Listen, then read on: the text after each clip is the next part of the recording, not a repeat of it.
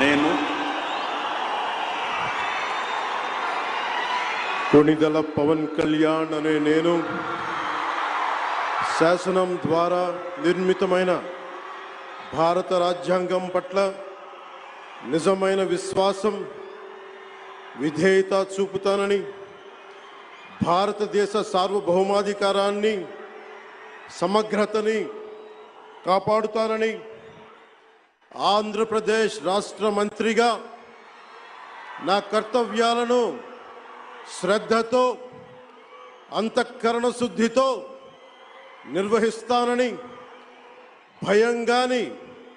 పక్షపాతం గాని, రాగద్వేషాలు గాని లేకుండా రాజ్యాంగాన్ని, శాసనాలని అనుసరించి ప్రజలందరికీ న్యాయం చేకూరుస్తా